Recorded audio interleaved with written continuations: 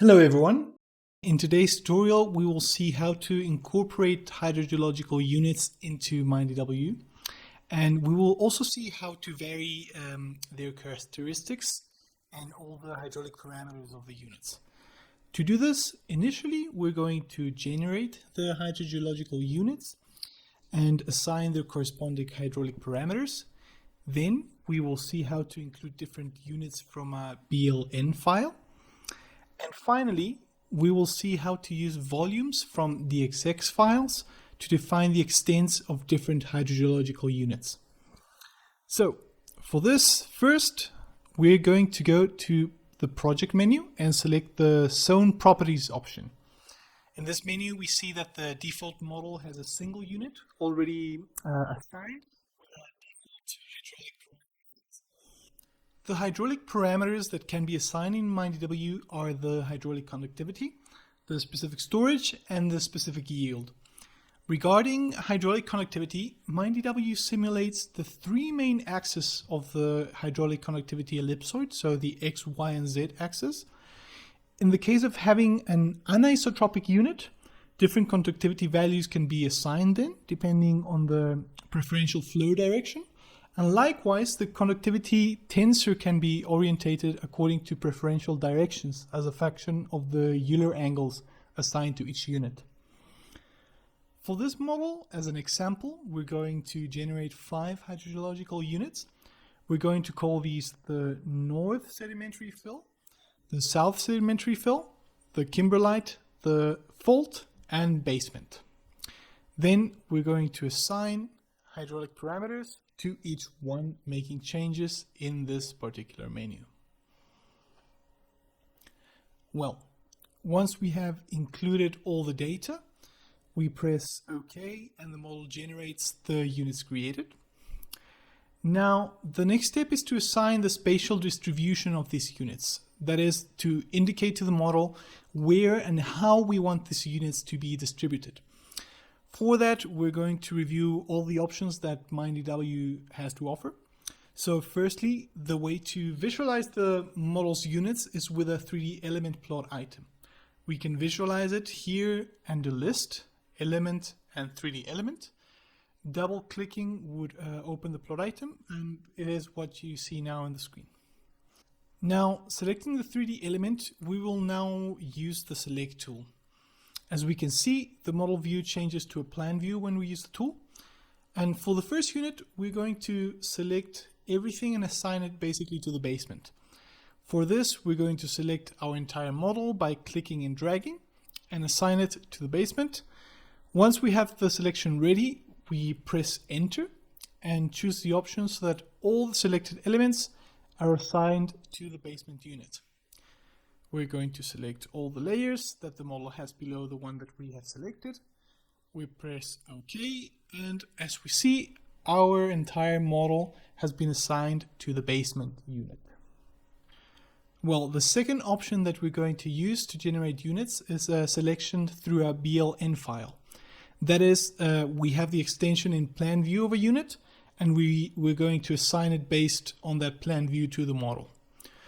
For this, we go to List, File Data, and we select and open the BLN type file, which is corresponding to the unit we want to open. In this case, we're going to open the North Sedimentary Fill. After selecting the file, we can select the options to project it to a surface in order to be able to view it more easily.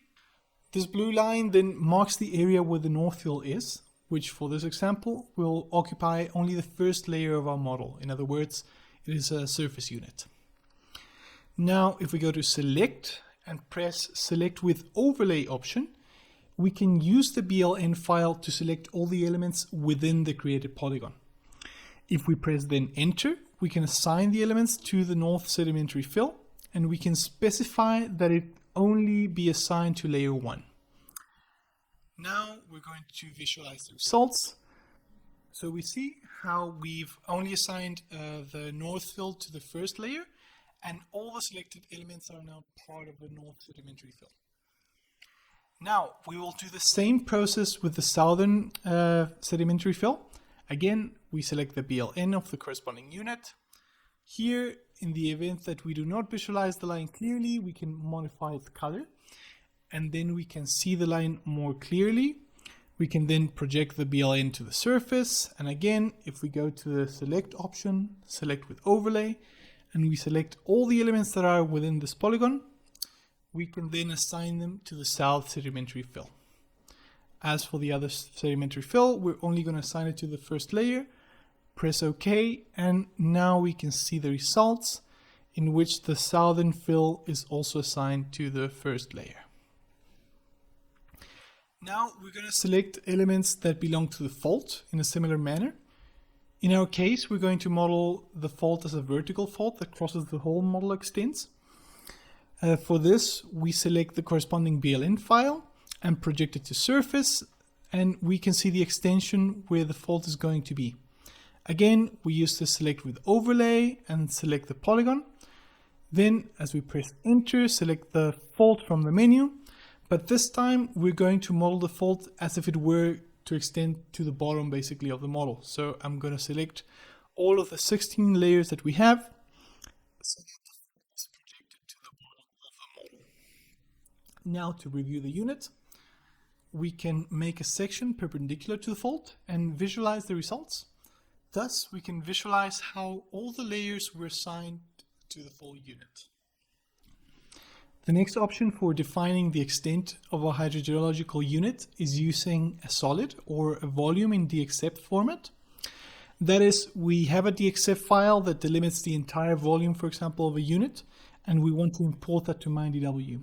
In our case, we have the kimberlite volume in a DXF file, which we're going to import into the model and use it. By removing the 3D element from view, we can display the imported DXF, for example, in this case. And we can also use a cross-section to visualize fits with respect to the other units. Now, to use this volume on a kimberlite, we must go to the DXF menu under Attributes and select the option to Zone, which selects the elements within the volume and gives us the option to assign them to a particular unit. By selecting this option then, we're going to assign the elements to the kimberlite and indicate that we want to select based on volume. This option exists since MINEDW also allows for the use of planes to select elements, and this can be very useful, for example, in the case of curved faults, in which we would use just a plane, not a volume.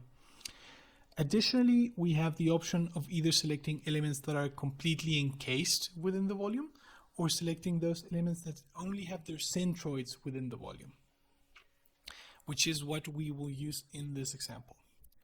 We then select OK, and now if we make a cross-section that cuts through the kimberlite, we will see how the elements that have their centroid within the kimberlite volume have been added to this hydrogeological unit. We must also emphasize that the result of the selected elements in this case are quite related to the discretization that the model has because of the centroid or full volume options. With the option of assigning elements to a hydrogeological unit using solids or volumes in DXF in this manner, we have a very powerful tool that allows us to introduce very complex unit geometries into MINEDW and model them with quite good precision. With all these steps, then, we have managed to incorporate all corresponding hydrogeological units into our model, and at this point we could either continue the construction of our model or begin its calibration depending on our modeling stage. This concludes today's tutorial on defining and including hydrogeological units into MINEDW. Subscribe to the channel and follow Itasca for the latest news on modeling and software development.